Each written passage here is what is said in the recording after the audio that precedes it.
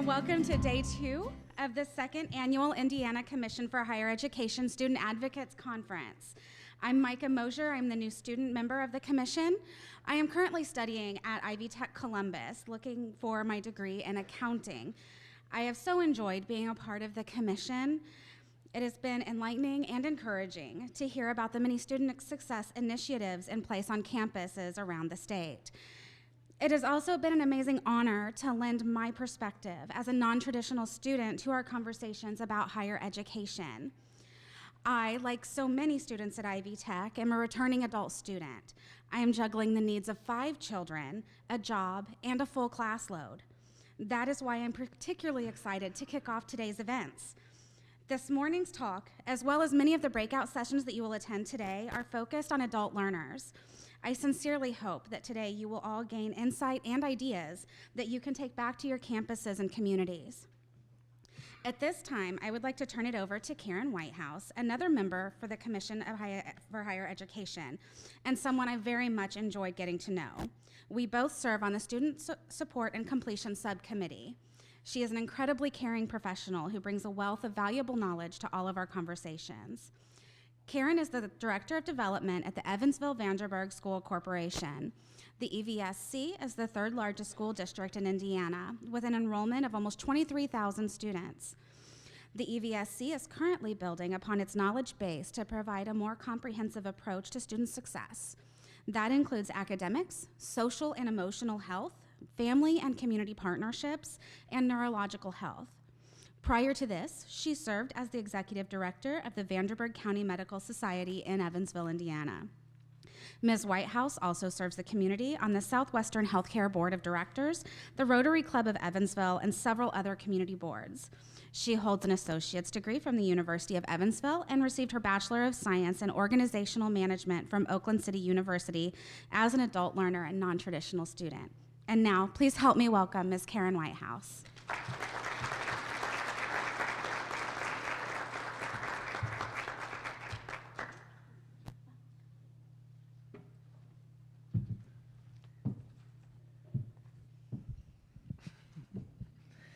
Thank you, Micah, and good morning.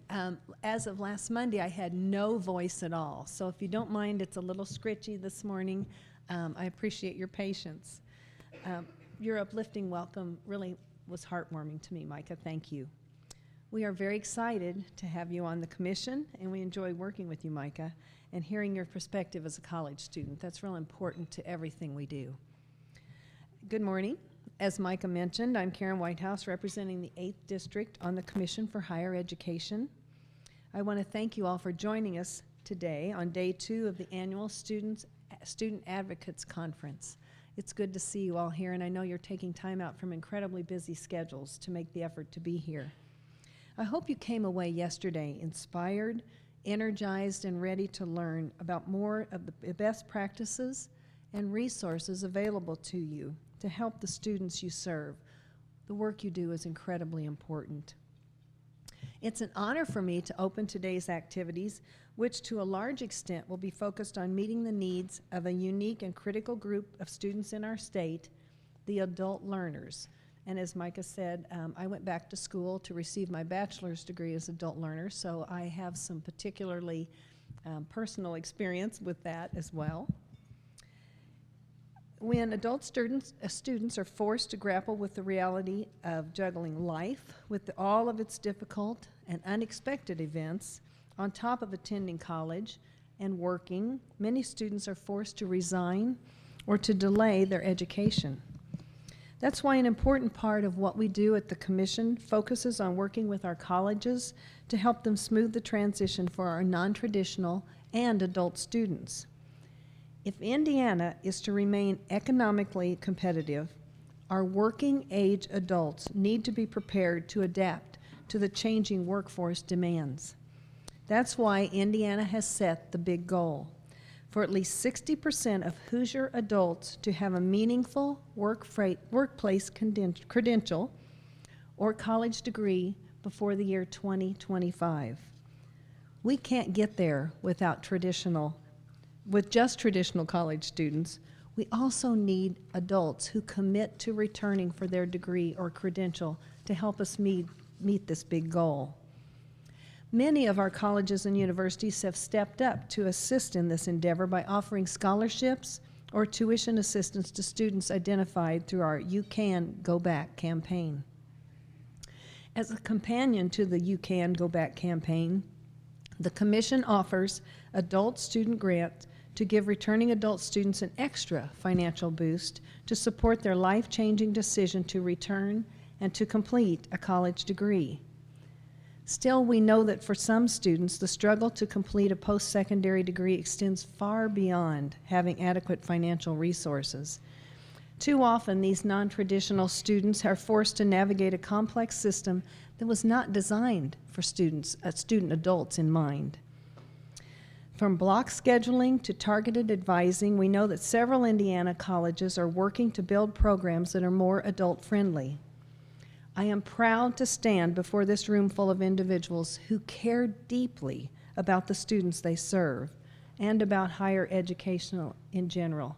Thank you from the bottom of my heart. Working together, I'm confident that we can remove the barriers to college for adult and non-traditional students and increase the opportunity for quality education beyond high school for all Hoosiers. Now, please, join me in welcoming Dr. Jennifer Groh, Associate Vice President for Higher Education at Cale, to talk with us about how to meet the needs of adult students. Thank you.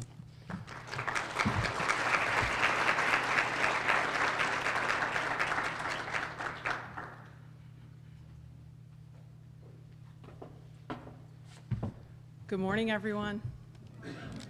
Thank you, that was a good response. And I'm going to go a little bit higher. We're going in graduated height here with the microphone, I think.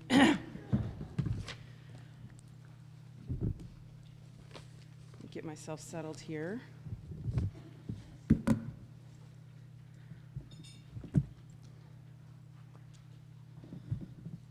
So as Karen introduced me, my name is Jennifer Groh, and I'm with CALE, or the Council for Adult and Experiential Learning. And I was talking with a couple of my colleagues here today. Are we going to make the vegetable joke? Yes, I am today. It's a Friday, so let's all get a joke. No, we are good for you, and we're good for your adult learners, but not in the way that kale the vegetable is. Okay, thank you. That was a little corny. I did it, Ralph. So I'm really pleased to be here and present our framework for the way we kind of think about and work with institutions on adult learners, and they're called the 9 Principles of Effectively Serving Adults. To my knowledge, it's the first time we've gotten to do so with a group of advisors solely focused, just advisors focused on this. And I think hopefully you'll leave here. My goal is we'll talk a little bit about adult learners and their characteristics just to make sure we're all on the same page. And then I'll introduce the framework, and what I'm hoping is that you'll all be able to leave here and use it as a way to kind of engage your campus on kind of what you need to do to drive forward and really advocate for your students. And then we will talk about a little bit the ways we're seeing the framework used, and I brought a couple case studies just to kind of do that. And then what I'd like to do at the end is we will save some time for questions or any comments, how you think you're going to take the framework back, or if you want to start talking that about, because this is really a living document and a living presentation for all of you. So CALE's overarching goal, just to let you know, we are a nonprofit organization based in Chicago, but we have locations in Philadelphia and Denver, and we do national work with state systems of higher education as well as individual institutions.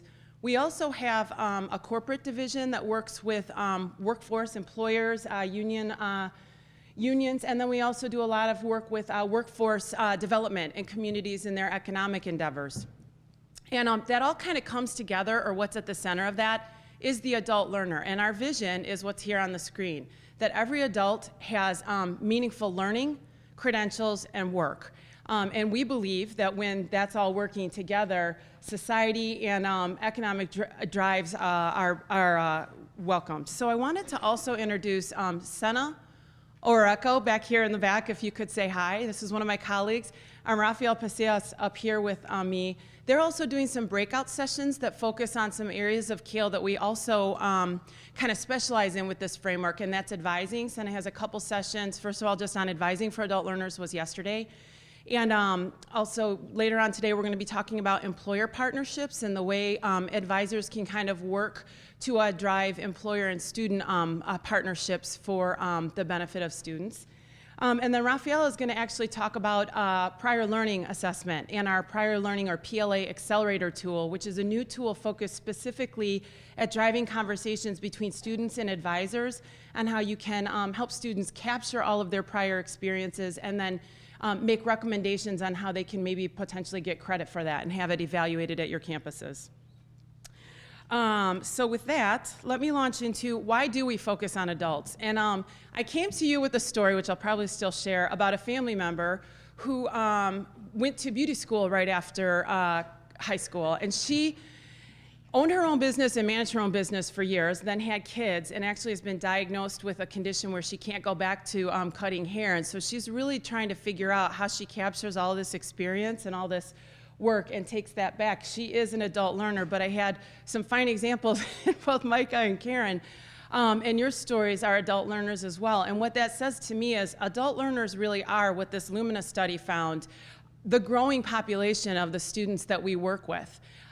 There's over 36 million, Lumina study found over 36 million adults that have some type of post-secondary coursework or training, but no degree yet. And that compares to what the National Center for Education Statistics found as in 2013, there was just 8%, a little over 11 million high school graduates. So it just, working with adult students outside of the individual stories that we say, it just makes sense to reaching those goals that we have. And we are very excited to hear about You Can Go Back. First of all, I love the tagline, whoever worked on that, great marketing. And as we started working with the commission and preparing for this conference, we understood that there's close to 20,000 applicants already that have been done from that. So I'm going to wake you up a little bit, and just a show of hands, how many of you are working with adult learners from this campaign or just in general on your campus? Just want to get a feel. All right, so it looks like maybe about 75% or 25, 30% or so. Well, we applaud and actually hope to work more on this campaign and support this work, partly through this endeavor. So those of you working with them or not, you probably know then intuitively what this additional, I pulled a few statistics from this Lumina study found, that adult learners, 75% of them are engaged in some kind of multitasking. We heard that from Micah, certainly they're supporting their families. A lot of times they're working at least 19 hours a week, or in some cases they're working full-time. And how we kind of support them. So this is another characteristic that we use, and I wanted to put this up here. This is from the National Center for Education Statistics, and the way they define, they actually call it a non-traditional learner. So there's some euphemisms, I think, about adult learners and non-traditional learners. And what we've actually found, so there is oftentimes delayed kind of post-secondary completion. They attend college part-time most of the time, and they're also balancing many other responsibilities. They are usually financially independent and have some kind of dependent on them other than their spouse.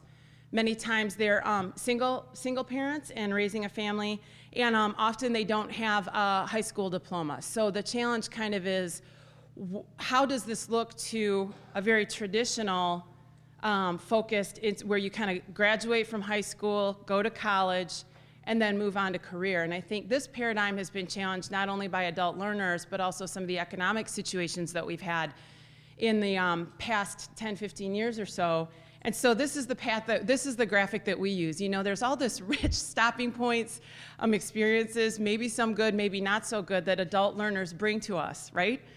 And so the path is kind of varied, and maybe even stopping points, as we hear, you know, Karen's sharing, adults go on and they bring all of that rich experience to the classroom and to your campus. And so there's a lot of benefits, but it begs the question, and so this is kind of our thesis question on how we look at that. What do adult learners need to be successful? And we'll go over that in the framework, but more than likely they need some kind of different instruction, or at least flexibility in the instruction methods that they bring. We believe at Kale, as well as I think research has shown, that assessment of prior learning is a big part of that. Kayla has performed a number of research in this area, a lot of research in this area, and so I would say race to the top. Research has shown that adult learners that get prior learning assessment and credit graduate 2.5 times higher in four-year programs, and they're 2 times more likely to graduate in secondary. So it's a large part of what we talk about and advocate for. We also know that adult learners need to align. They're usually very focused on what the career, what the outcome of their education is. And then finally, just removing barriers. What we talk a lot about at Kale, and the reason we put this graphic on here of everyone coming to the table, is that there's a lot of different perspectives on how to do this, right? So faculty may be focused on how do I bring rigor and academic quality to the classroom. Administrators may be focused on persistence and completion rates and how they drive those.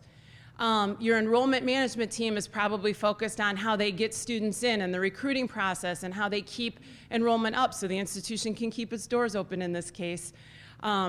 And then finally, career services is focused on post-graduation outcomes and kind of how they're placing students. And I think this group sits at the center of that table. Advisors usually touch on every single component that we just talked about, right? And so, again, I'm so pleased to be here and talk about this framework with you so that hopefully you can help drive some of these conversations and bring all those perspectives together. So the research behind our 9 principles is based on what we call the Alphie. It is the Adult Learning Focused Institution Toolkit. And that's basically 2 surveys. One survey is focused on almost an inventory at the institution. You and a cross group of people across the institution complete the survey. And we developed that with the National Center of Educational Management Statistics, NCHEMS, to really drive at kind of what our best practices or exemplars, and that's what the framework does. But then we also give you a tool survey that goes out to students, your adult learners, and you can identify that population depending on the characteristics that are appropriate for your institution. And what that survey does is basically mirror the questions that the institution completes. And so what we're able to do is bring a gap analysis to institutions that take the survey. And we're able to talk about strengths, both from the student perspective and what the institution self-reported, challenges or areas of opportunity, and then also disconnects. What did students find as a great strength and institutions feel was an area of opportunity, and vice versa. And so we've administered this survey now with over 200 institutions, and we've compiled all of those results into the framework. Here's the big drum roll.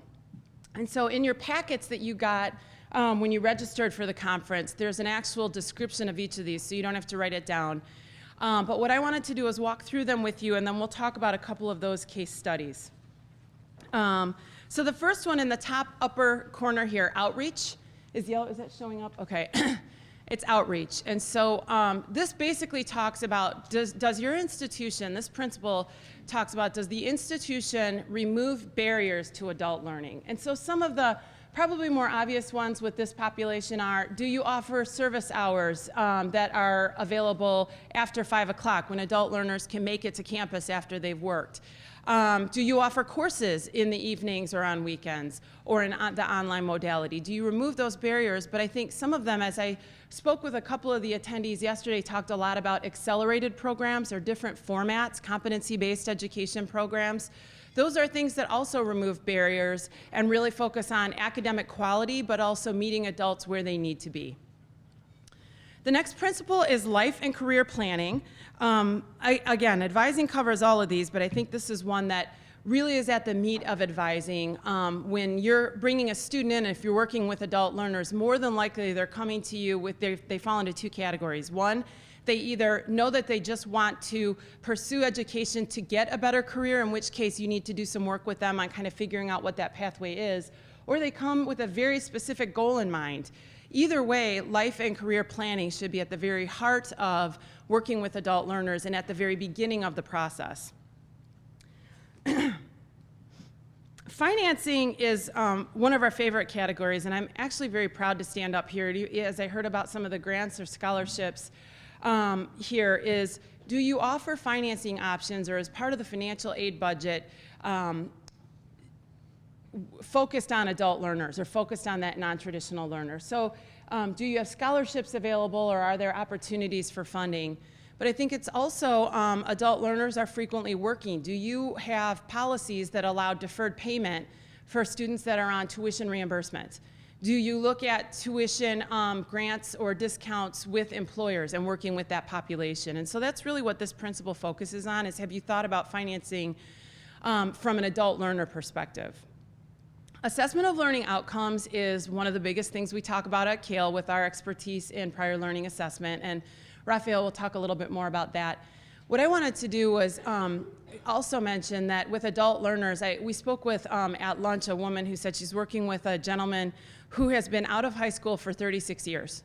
And he was an amazing high school student, but he has probably not done reading, writing, or math in the classroom in 36 years. It's been very practical. And so do you have assessment tools, and are you looking at where adult learners are coming in and building supports for them at the very beginning? And then are you checking in with are you assessing learning outcomes throughout their progress in their plan of study?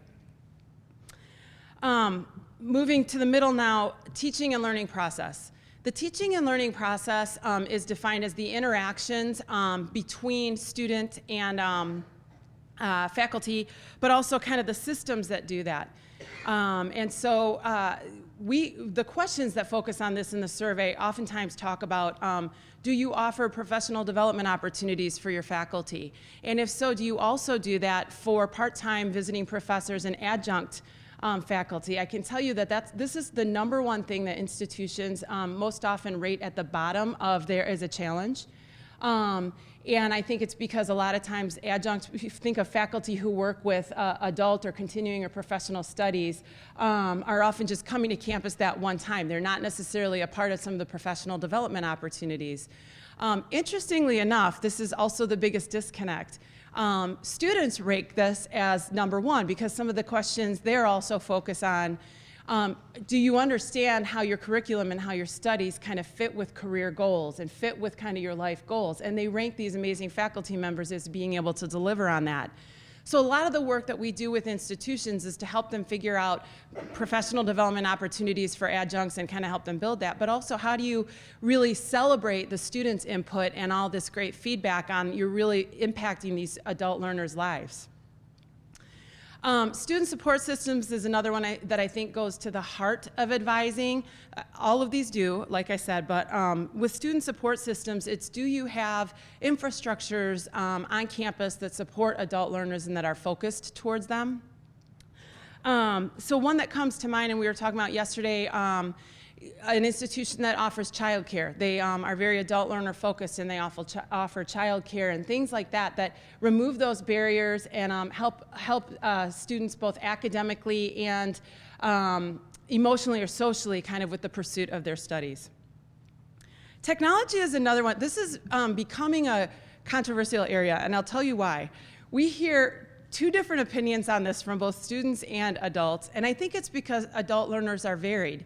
As we get into 30-year-olds that kind of grew up with technology and are very comfortable with technology and Facebook and social media and Instagram and all these different things, students really rank, technology as poor, whereas some adult students need help learning how to turn on the computer and how to access certain things. So there's a lot of variety in the responses with technology.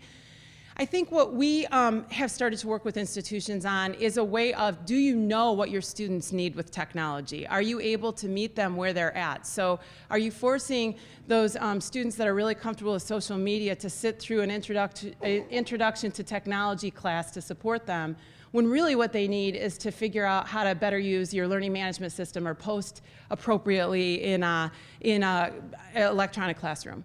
And so that's really the technology category to think about, and is getting varied.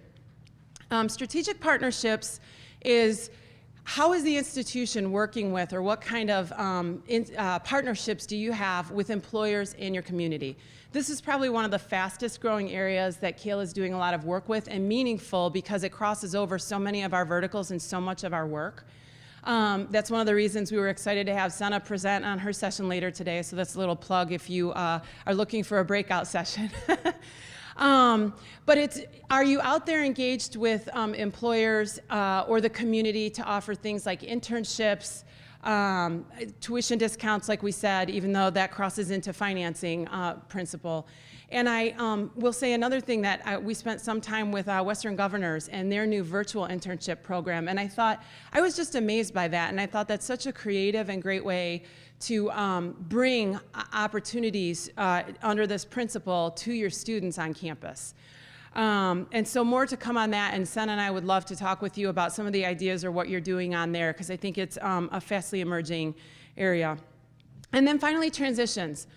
So in this, we're really talking about what are the pathways that the institution has to help students coming in, as well as, in most cases, transferring from 2-year to 4-year. But what does that look like both from the sending institution to the receiving institution? So a couple of examples here, and actually this is the #1 area that students rank as a challenge and institutions will rank as a strength. And through our work, what we finally figured out is that's usually because the policies and the right pieces are in place, but they're not being communicated real effectively. So a lot of times advisors will know that, but students are kind of clueless. And so I think the challenge there is, how do you kind of bring or advocate or get that information to your students kind of more readily, and what are the communications available? The other one that we do quite a bit of work with is with military students or veterans, and this is kind of incoming or receiving. Coming from real structured training and real structured kind of experiences in the military, I think sometimes that adjustment is a little rough, I'm seeing a couple nods throughout the audience here. And so the principal talks about what kind of policies or support structures are in place to help that transition more smoothly so that the student can hit the ground running and pursue their studies. So that was a lot of talking there. I'm going to pause for a minute and ask that. Here's kind of the challenge. When we get to the question and response area, is there one of these principles that stuck out to you that you can immediately bring back to your campus? Or is there one that you are doing a really great job at and you think you can share a best practice or something like that? Those are the ideas that we kind of talk about and bring to bear when we do work with the survey and institutions on an individual basis.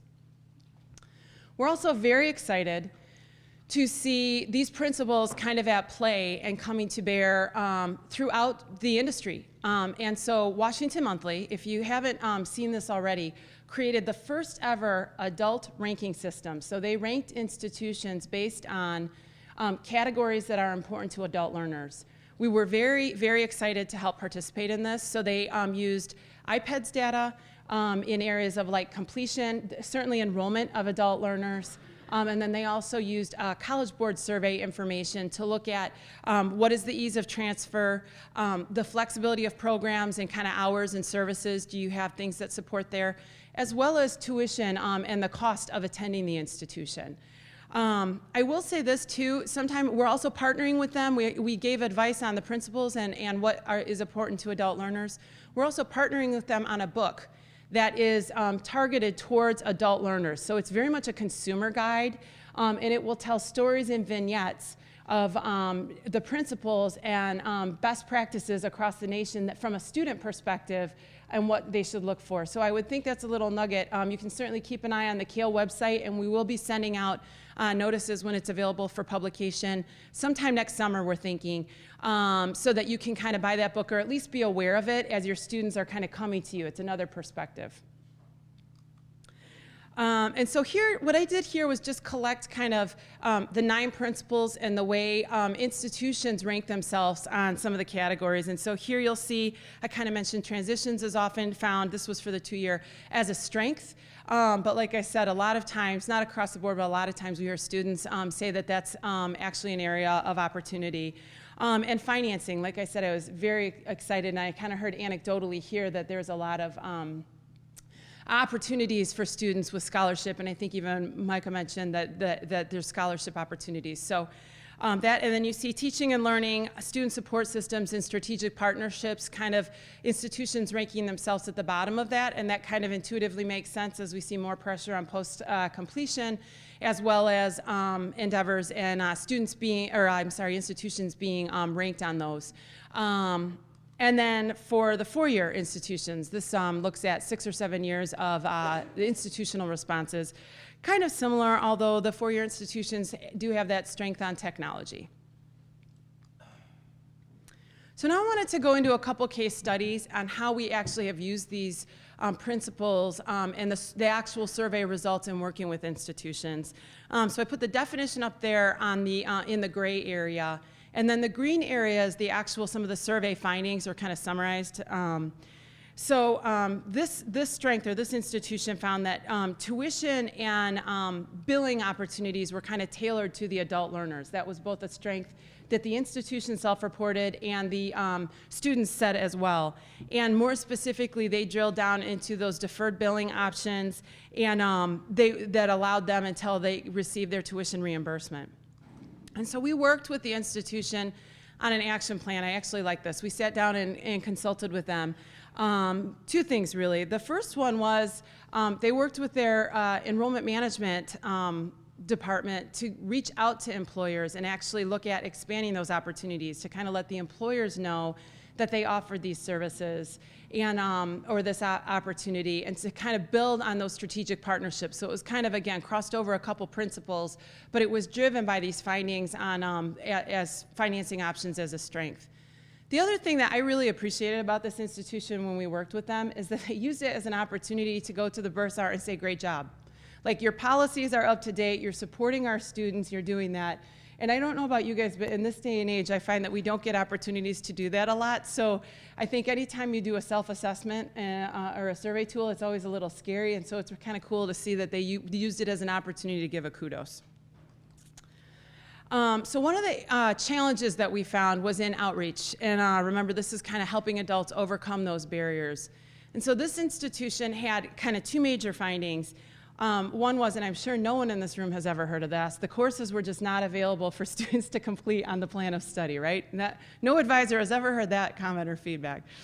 And then also students felt that the enrollment process was kind of cumbersome.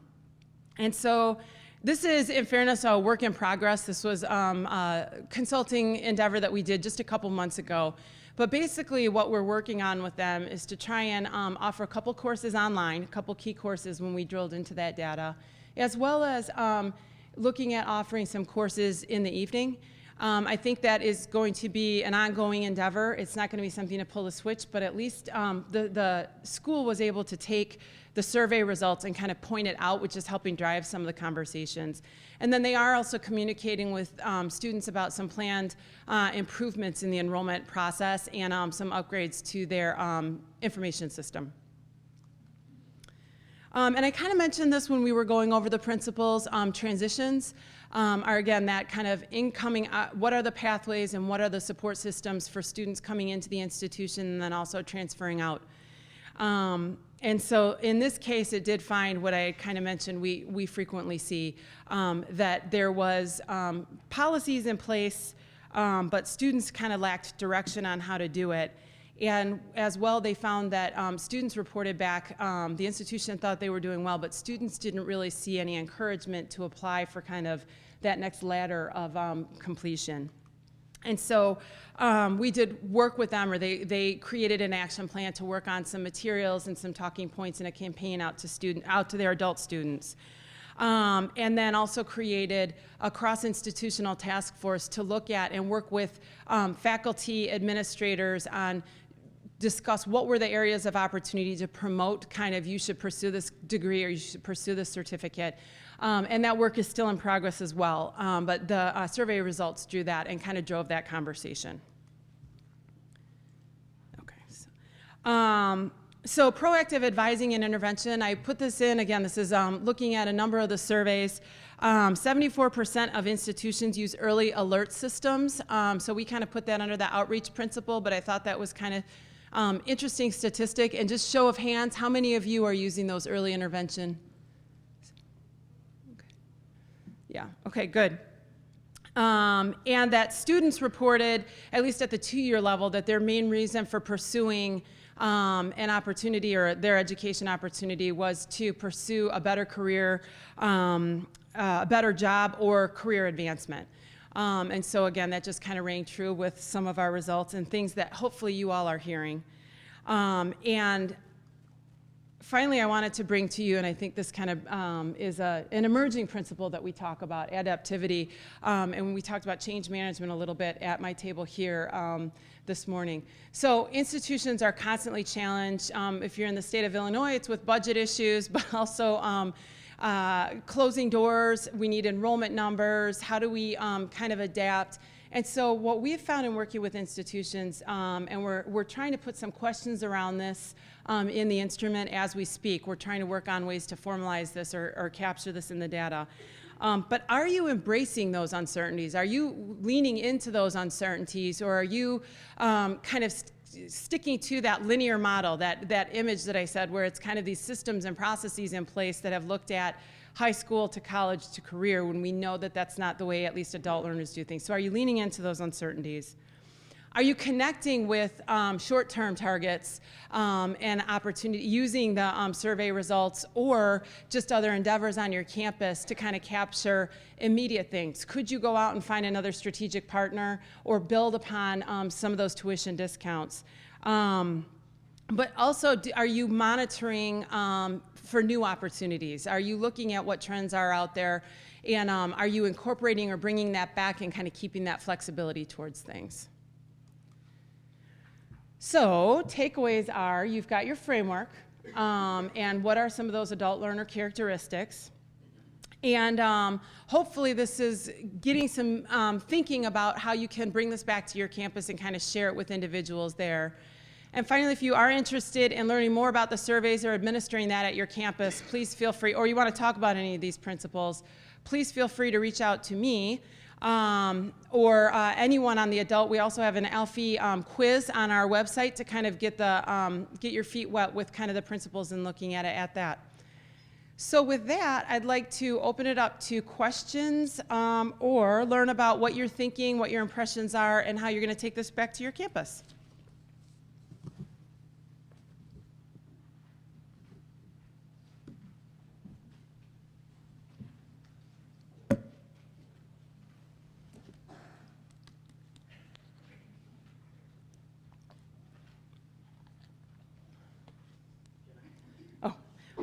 Raphael. Of the 9 principles, would you say that they're, and you mentioned, going to the Kale website, there's kind of a little quiz, but from the 9 principles with the 10th of adaptability, is there a particular principle that you feel is a good starting point for institutions that are starting to think about things, or can give a good assessment of where they're at, just kind of getting started?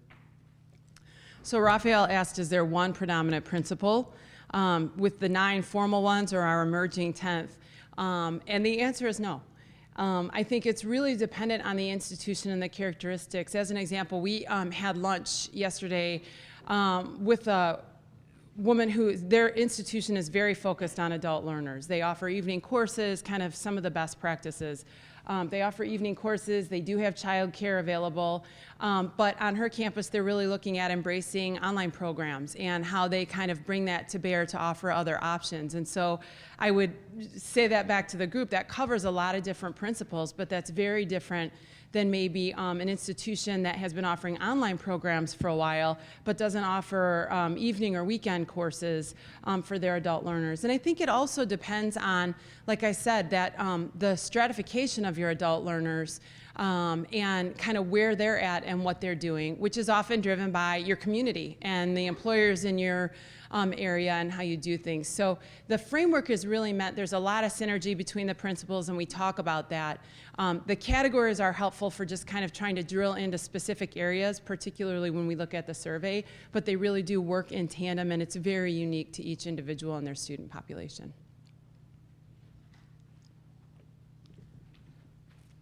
I worked with Kale in the 1990s when the Philadelphia Naval Shipyard was closing down, and you assisted us in going in and assessing learning of the civilian workforce there and how to get them into higher ed.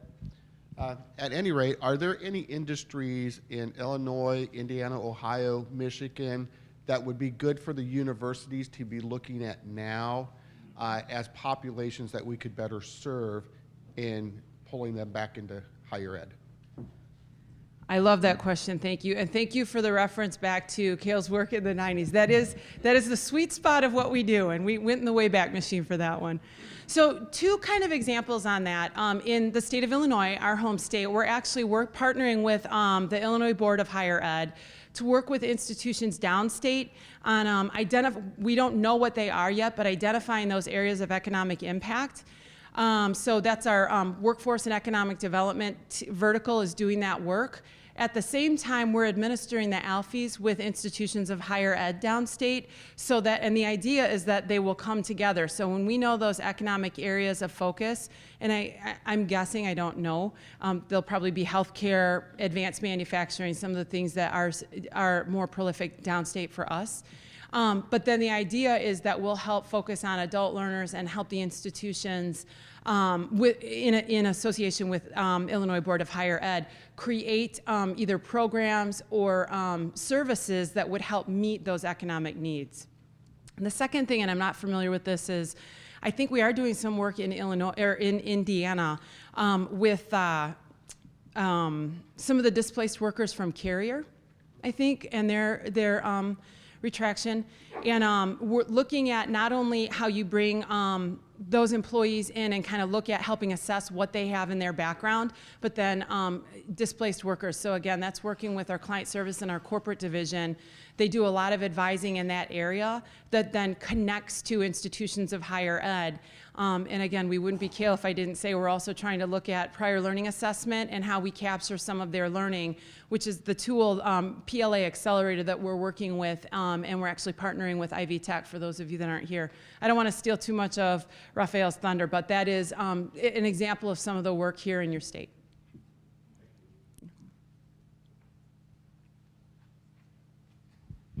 Jen, can you talk a little bit more about how receptive institutions have been to using the Alphie Toolkit?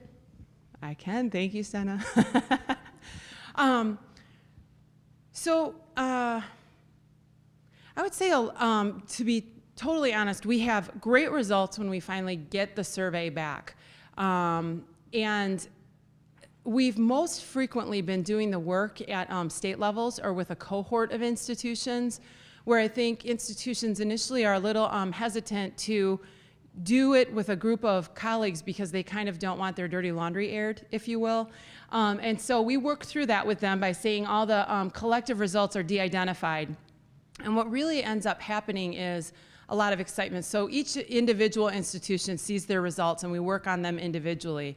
But then we've also brought together in kind of a cohort or summits the results.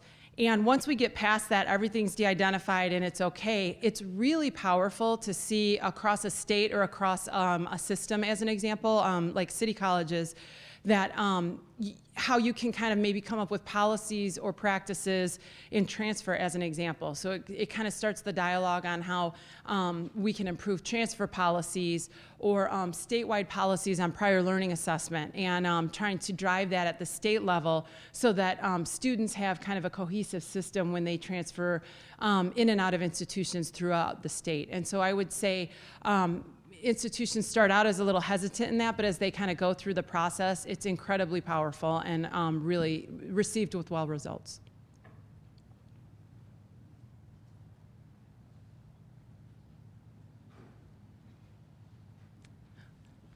I was just wondering, do you work with institutions with declining enrollment, so it's a partnership?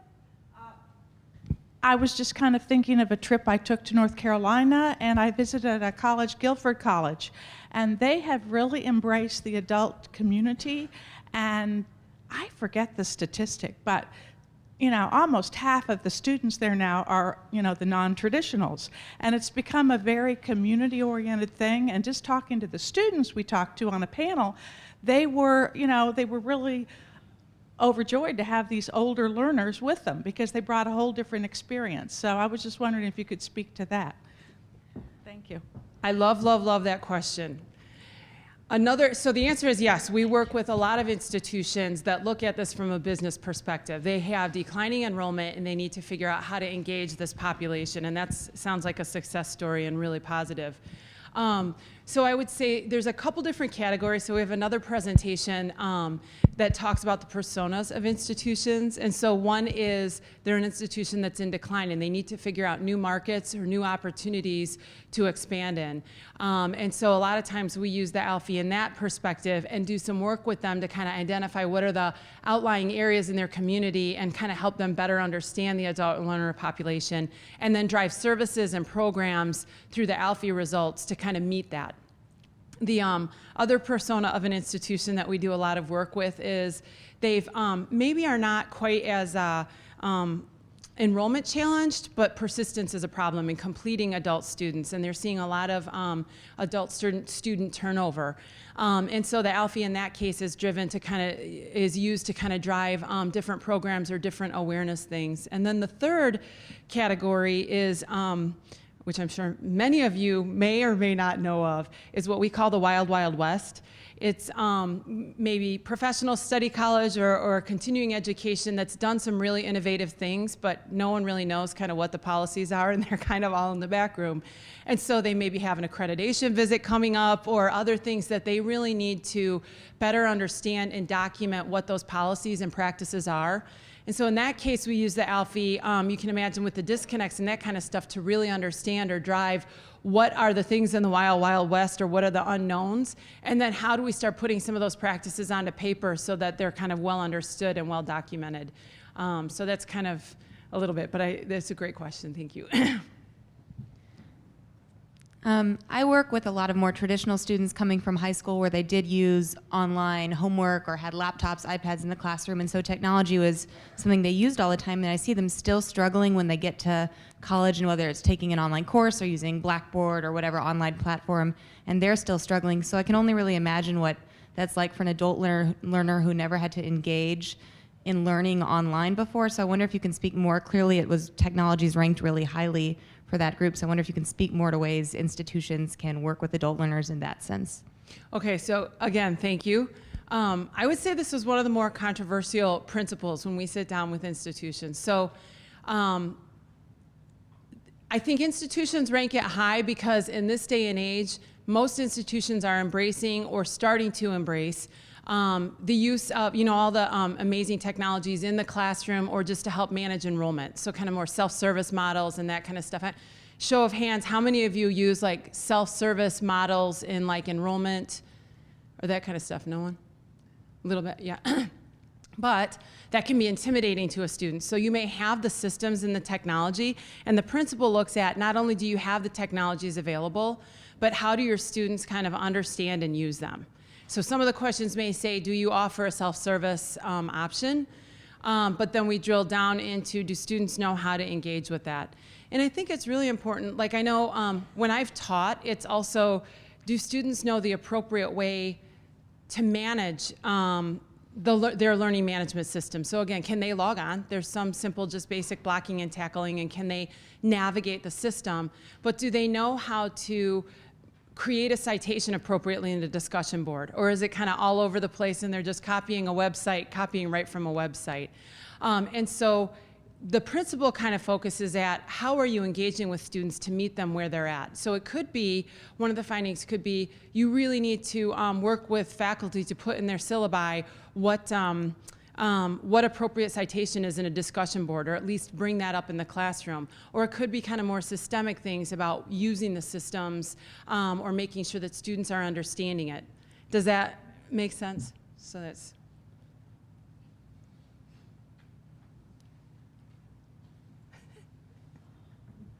I know I'm loud, so I'm sure I'm going to come eventually, but what are some common obstacles that you have observed in higher ed? What are some common obstacles you've observed in higher education institutions for prior learning assessment for adults? I could write a thesis on that. I think everyone in the room could, right? So I think that number one obstacle, and then I'll kind of go into a couple of these things, and Raphael, if I missed something here, please jump in, is the misperception of what prior learning assessment is. And so a lot of times people think it's just giving the experience. I think especially if you look at the roots of prior learning assessment, or credit for experience, is that it was just credit for experience, just that. And that the assessment piece is missing, the rigor and the quality. And so that brings up a lot of concerns with faculty, as well as like with accreditors and that kind of stuff. And so we definitely have to deal with that misperception that this is not experience for credit. It's not credit for experience. You have to demonstrate learning outcomes just the way you would in a classroom. And sometimes that goes a little far. I don't know if any of you have seen this, but we see sometimes where like the portfolio or the challenge exam is more challenging than what would have happened for the learning outcomes in the classroom. And so that continuum is sometimes people make prior learning assessment so difficult that it's almost not accessible to students. I think the other thing is that much like online learning when it first came out 10, 15 years ago and was really starting to jump the shark, is that prior learning assessment is different for people. It's different for us to get our heads around seat time versus assessing experiences that you may already bring. And so that cultural challenge. And then I think it's also culture shifts in concerns about what's going to happen to my job if students can now, take this challenge exam or get AP credit, although that one's not quite as challenging because I think it's a little more accepted. But if they can write a portfolio, what's my role as a faculty member, or how do I do that? What does my role then become? And so we do a lot of work with kind of assessment and how we do a lot of professional development with faculty members on the role of assessing and how that is an important part of their dynamic. And then finally, I think some of it is just policy. I come from accreditation. So in another life, I led accreditation for a large institution. And the documentation is sometimes, it's not as challenging. I was telling Raphael, but I think the perceptions, and you don't want to do anything to kind of rock the boat, even though it doesn't rock the boat. And if you follow the appropriate rigor, it's an okay thing. There's still that kind of concern. Or it's challenging. How do you put it on the transcript? That's a lot of what we deal with sometimes. How do you transcript this? How do you create the right guardrails around it? And so that's a lot of the work that we do with our PLA or prior learning assessment consulting.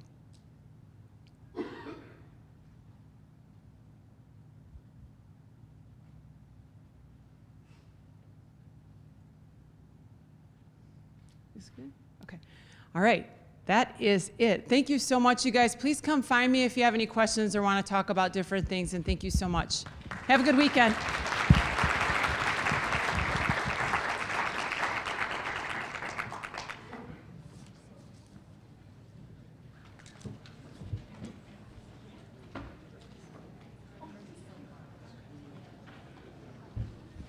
All right. Please join me in extending our thanks and gratitude to our featured keynote presenter and our special guests, Karen, Micah, for sharing your inspirational stories. So thank you very much.